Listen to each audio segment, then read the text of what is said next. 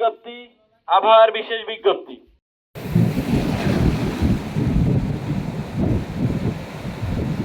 ঘূর্ণিঝড় রেমালের প্রভাবে পুরো নিচে 7 থেকে 8 ফুট পানির নিচে প্লাবিত। নিচে প্রতিটা রাস্তাঘাট বাড়িঘর অনেক পানির নিচে প্লাবিত হয়ে আছে। বিশেষ করে আমরা আমাদের পরিষদের সদস্যবৃন্দ এবং গ্রাম পুলিশ সকাল থেকে কাজ করে যাচ্ছে, তার পাশাপাশি অন্যান্য সংগঠন কাজ করে যাচ্ছে সাধারণ মানুষকে আশ্রয়কেন্দ্রে নিয়ে আসার জন্য। আমরা সেই সকাল থেকে আমরা কাজ করে যাচ্ছি। যতটুকু জায়গায় যেতে পেরেছি, যতটুকু জায়গায় দেখলাম নিজেদের করে 1 থেকে 1.5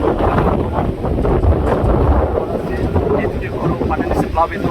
আমরা বিশেষ করে আতঙ্কিত হয়ে আছি। রাতের পরে পানি অনেক বেশি হবে, এইটুকু চিন্তা করে আমরা আমাদের গ্রাম পুলিশ এবং ইউপি সদস্যরা কাজ করে যাচ্ছে মানুষকে আশ্রয়কেন্দ্রে নিয়ে আসার জন্য।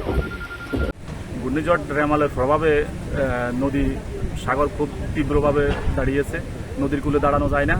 আমাদের বিশেষ করে আমাদের এই যে বেড়িবাঁধের বাহিরে আমাদের মূল হাতিয়ার বিচ্ছিন্ন দ্বীপ অঞ্চল, যে চরঘাঁসিয়া, ডালচর, নিজুম দ্বীপ, এই অঞ্চলগুলোতে বেড়িবাঁধ না থাকার কারণে প্রচুর প্লাবিত হচ্ছে। প্লাবিত হওয়ার কারণে মানুষের অনেক ক্ষয়ক্ষতির আশঙ্কা করা যাচ্ছে।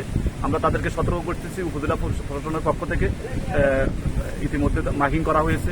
স্বেচ্ছাসেবকদের মাধ্যমে তাদের বাড়ি বাড়ি গিয়ে তাদেরকে সতর্ক করা হচ্ছে, তারা যেন নিরাপদ আশ্রয়ে এসে ঘূর্ণিঝড় আশ্রয় কেন্দ্রে যেন তারা অবস্থান নেয়।